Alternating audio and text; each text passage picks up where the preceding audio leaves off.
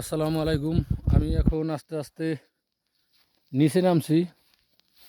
এই যে নিচে নামার রাস্তা দেখেন ভাই, কত সুন্দর। আমার বন্ধু বন্ধু বাইক ঘুরাইতেছে।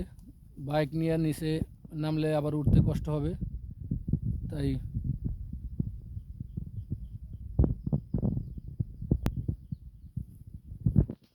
তাই আমি একটু হেঁটে হেঁটে নিচে নামছি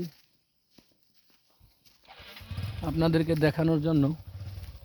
আসলে আমাদের বাংলাদেশে এত সৌন্দর্যময় জায়গা আছে, আপনারা না আসলে বুঝবেন না। বাংলাদেশ একটি সুন্দরতম দেশ।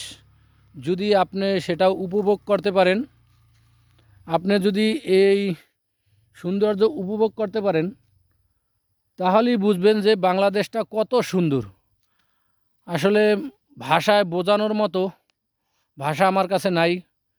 আপনি নিজ চোখে এসে যদি দেখেন যে এখানকার সৌন্দর্যটা কত, তাহলেই একমাত্র বিশ্বাস করা সম্ভব। তাই আমি আপনাদেরকে রিকোয়েস্ট করব, যারা শ্রীমঙ্গল আসবেন অবশ্যই এই জায়গাটায় আসবেন, এসে দেখে যাবেন। দেখেন ভাই, এখান থেকে আরও নিচে নামা যাবে। ওই যে সারি সারি দেখা যাচ্ছে, ওগুলো সব চা বাগান। ফাঁকে ফাঁকে বড় বড় গাছ। এই গাছগুলো আপনারা অবশ্যই এখানে একটি ভ্রমণ করতে পারেন। বাংলাদেশের আনাচে কানাচে অনেক সৌন্দর্য জায়গা আছে, যেটা আমরা জানি না। যদি আপনি সব জায়গাগুলো ভ্রমণ করতে পারেন, অবশ্যই বাহিরের দেশের চাই না, আমাদের বাংলাদেশ একটুও কম না ভাই। কিন্তু আমরা উপভোগ করি না দেখা, ভালো প্লেস নাই দেখা আমাদের মনে এরকমের ধারণা যে বাহিরের কান্ট্রি ওরা অনেক সৌন্দর্য। আসলে না, আমাদের বাংলাদেশটাও অনেক সৌন্দর্য। আসবেন এখানে, এসে দেখে যাবেন ইনশাল্লাহ।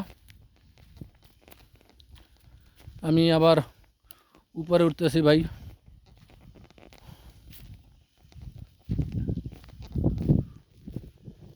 এখানে অনেক মানুষ এসেছে, অনেক মানুষ, যারা বিভিন্ন, এখানে টিলার অভাব নেই, অনেক লোক অনেক টিলে।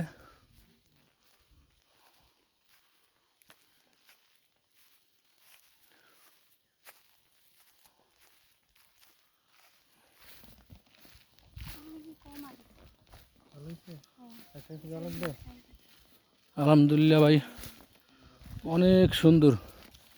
এত সুন্দর একটি জায়গা আসতে পেরে নিজেকে ধন্য মনে হয়। আমি এখানে একটাই প্রবলেম, এখানে নেট পাওয়া যায় না, তাই লাইভে ঢুকতে পারি নাই। আমি দর্শকরে দেখাতে পারছি না, মনে খুব কষ্ট যে এত সুন্দর জায়গা আমি লাইভে এসে আমি এই জায়গাটা দেখাইতে পারি নাই সরাসরি। তাই ভিডিওর মাধ্যমে আমি আপনাদেরকে দেখাবো।